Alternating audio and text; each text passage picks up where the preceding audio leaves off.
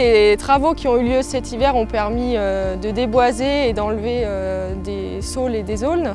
Et donc cette action a permis d'apporter beaucoup plus de lumière aux végétaux qui sont présents sur la zone humide et qui se développent. Toute la végétation peut mieux s'exprimer, c'est un coup de jeune pour la zone humide.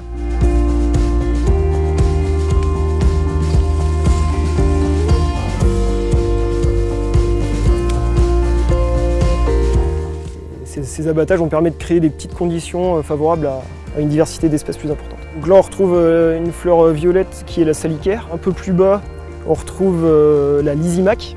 Et puis une espèce assez caractéristique et un peu emblématique, c'est la reine des prés, très présente sur les marais du secteur.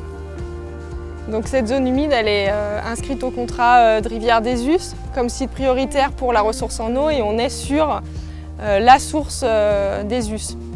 Donc c'est important de la restaurer pour qu'elle puisse remplir de nombreuses fonctions. Donc une fonction de stockage de l'eau et notamment au centre du marais. C'est-à-dire que l'eau va être stockée et restituée progressivement à la rivière et au territoire. Et également des fonctions de filtration qui sont également présentes sur ce site. Sur les marais du secteur, on retrouve deux petits papillons qui sont très rares et menacés en France. C'est les maculinea, des petits papillons azurés qu'on appelle l'azuré de la sanguisorbe et l'azuré des palus. Alors donc ça c'est la grande sanguisorbe, c'est l'espèce qui est utilisée par les deux papillons maculinea pour pondre. Dans les années 60, les marais étaient fauchés à la main. Cette fauche permettait d'avoir un milieu qu'on appelle ouvert et un milieu pauvre en nutriments.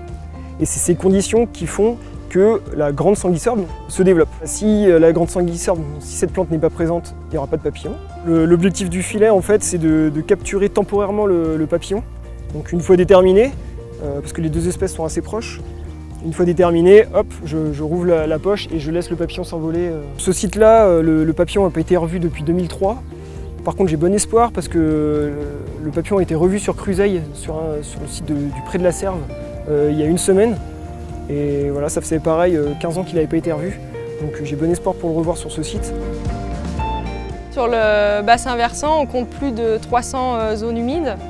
Et certaines sont inscrites au contrat de rivière et vont faire l'objet de travaux de restauration. Et c'est tous ces projets de restauration qui, mis bout à bout, vont permettre de préserver la ressource en eau pour notre territoire.